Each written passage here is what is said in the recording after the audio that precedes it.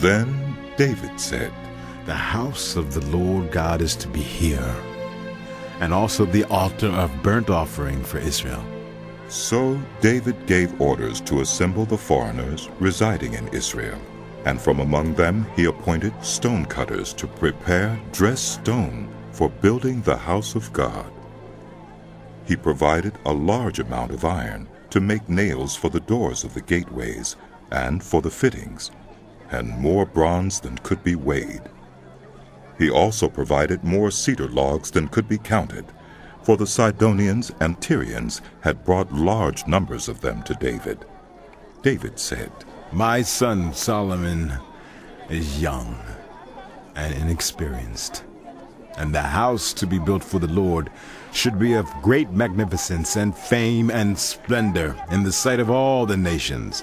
Therefore I will make preparations for it." So David made extensive preparations before his death. Then he called for his son Solomon and charged him to build a house for the Lord, the God of Israel. David said to Solomon, "My son, I had it in my heart to build a house for the name of the Lord my God.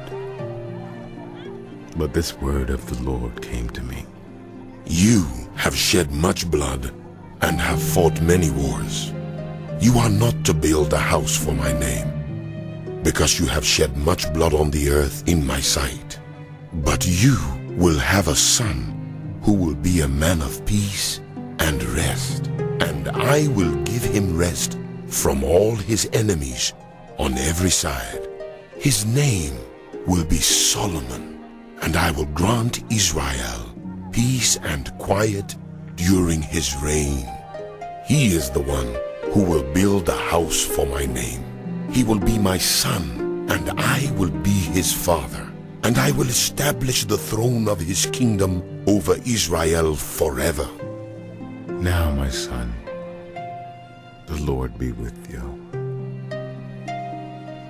and may you have success and build the house of the Lord your God, as he said you would. May the Lord give you discretion and understanding when he puts you in command over Israel, so that you may keep the law of the Lord your God. Then you will have success if you are careful to observe the decrees and laws that the Lord gave Moses for Israel. Be strong and courageous. Do not be afraid or discouraged.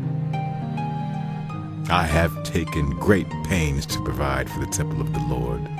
100,000 talents of gold, 1,000,000 talents of silver, quantities of bronze and iron too great to be weighed, and wood and stone, and you may add to them. You have many workers, stonecutters, masons, and carpenters, as well as those skilled in every kind of work in gold and silver, bronze and iron, skilled workers beyond number. Now begin the work, and the Lord be with you." Then David ordered all the leaders of Israel to help his son Solomon. He said to them, "Is not the Lord your God with you? And has he not granted you rest on every side? For he has given the inhabitants of the land into my hands, and the land is subject to the Lord and to his people.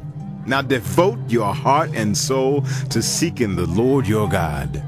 Begin to build the sanctuary of the Lord God, so that you may bring the ark of the covenant of the Lord and the sacred articles belonging to God into the temple that will be built for the name of the Lord."